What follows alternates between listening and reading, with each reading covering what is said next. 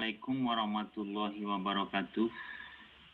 Bertemu lagi kita mahasiswa Bapak dalam kuliah mekanika tanah dan fisika tanah. Kita kuliah dengan bahasa Indonesia, tetapi seleranya internasional, pakai slide-nya bahasa Inggris.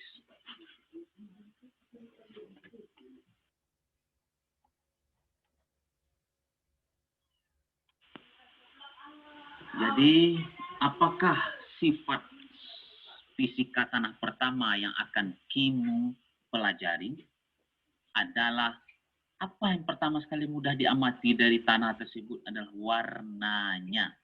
Ini adalah buku yang kita gunakan untuk mendeteksi warna tanah. Namanya buku Munsell atau Munsell Color Chart dalam bahasa kampung Bapak. Di mana di setiap buku ini sudah diseragamkan untuk seluruh dunia. Inilah warna-warna tanah yang ada. Bagaimana caranya mengamatinya? Maka tanah di lapangan itu kamu cungkil dengan jarimu, kamu ambil, kan ditaruhlah di atas tanah tersebut.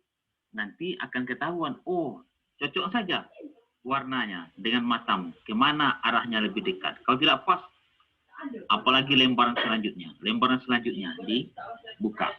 Maka ketemu nanti warna tanahnya. Kadang-kadang sini di atasnya itu namanya ada sebelah kanan, ada sebelah kiri. Nih, kamu tengok. Nah, nih. Ada yang hue namanya, ada yang falu, dan ada yang kroma. Jadi biasanya nama menjadi 10 YR 5/6. Bahasa kitanya itu dalam itu angka, tapi dalam bahasa kitanya nanti diartikan menjadi kuning ke coklatan. Nah, tapi nanti dalam bahasa Inggris itu. Nah, di mana harus kamu tengok penulisannya itu, kamu tengok warna tanah itu ditaruh di bawah lubang itu cocokkan nanti dengan mana dia pasnya. Berarti tengok dengan di atasnya. 10 YR, halamannya itu namanya 10 YR.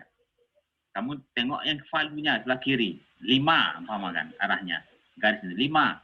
Tengok yang ke bawahnya, per 4. Berarti 10 YR, 5/4. Nama warnanya. Dari setiap warna-warna yang ada di kertas Munsell ini, dia itu mengandung 3 warna tadi. Biasanya itu hue. Ada hue yang di atas sekali itu. Jadi di sini biasanya warnanya itu mengarah kepada kemerah-merahan atau ke kuning-kuningan. Nah, itu kata. Kemudian kroma yang sebelah bawah sekali. Kroma ini menunjukkan tingkat kecahayaan, kebersinarannya dari tanah tersebut. Jadi rank nilainya dari 0 sampai berapa itu? 8 ada. Kemudian yang sebelah kiri itu namanya valu, kegelapan, tingkat kegelapannya. Jadi itu biasanya itu semakin ke bawah dia, ke kiri itu adalah makin gelap. Beda dengan kroma, semakin ke kanan dia, ke bawah semakin terang. Jadi seperti ini. Ini adalah buku nanti waktu praktek baru bisa Anda tengok. Jadi buku ini bisa juga Anda aplikasi sekarang itu apa namanya Google Play Store. Bisa Anda upload di sana Soil Color Chart, Munsell Soil Color Chart, bisa nanti akan diupload itu. Jadi Anda perlu beli, kalau beli bukunya mahal juga, 1.000.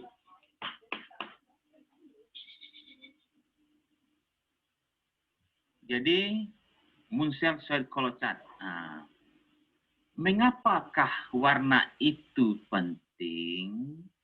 Karena di dunia ini tanah itu warnanya berbeda-beda. Setiap jengkal itu warna berbeda. Maka ahli itu telah mengumpulkan semua warna-warna tanah di dunia itu di fotonya, maka dibentuk sebuah buku. Apakah yang menjadi penyebab tanah di dunia ini ada warna yang berbeda-beda? Kalau kamu tengok dalam kitab suci orang Islam itu ada di sana diberitakan, lihatlah di gunung-gunung itu ada garis-garis warna merah dalam kitab sucinya. Jadi itu sebagai petanda kepada kita di dunia mengapa ini, dunia ilmiah ini untuk terus mengembangkan.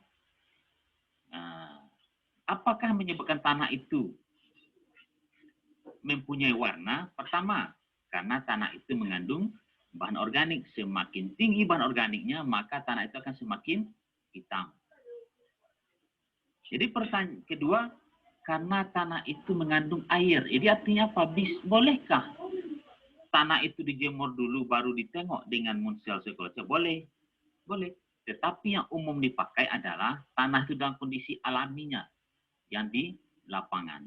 Setelah kita ambil langsung di lapangan, langsung kita cocokkan warnanya. Apa? Jadi dengan warna tanah ini kita juga bisa menduga kandungan bahan organiknya. Apabila semakin hitam, dia berarti organiknya tinggi, tanahnya subur. Apabila semakin kuning ke atas, berarti tanahnya telah banyak tererosi atau terlapuk. Atau lanjut, atau tanah-tanah masam.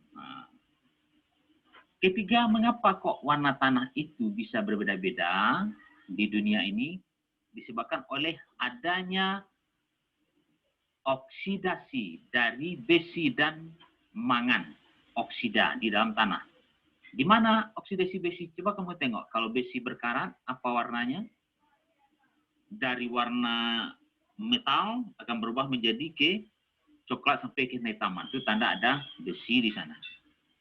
Tinggi besinya. Kemudian mangan oksida. Di mana saya temukan? Di tanah sawah. Di tanah sawah itu kan terlalu teroksidasi. Apa itu? Tergenang. Maka kamu gali nanti tanah itu sumur di tanah sawah, maka akan nampak bercak-bercak nanti yang namanya agak kegelap-gelapan. Itu adalah tanah mangan. Ada mangan di sana. Tapi warna tanahnya pasti abu-abu. Begitu. Ini adalah parameter pertama dari sifat tanah. Warnanya. Begitupun kamu sebagai manusia, pasti kamu pertama tengok dulu apa? Mau menengok seorang cowok ganteng atau gadis yang cantik, kamu akan tengok warna kulitnya dulu. Cingklong, warna coklat putih atau hitam. Seperti bapakmu. Hitam-hitam kerata api. Biar hitam banyak yang menanti. Lalu apa maknanya? Apa maknanya kita menginterpretasikan warna tanah ini? Menginterpretasikan itu apa? Memaknai apa makna dari warna tanah ini? Apa maknanya?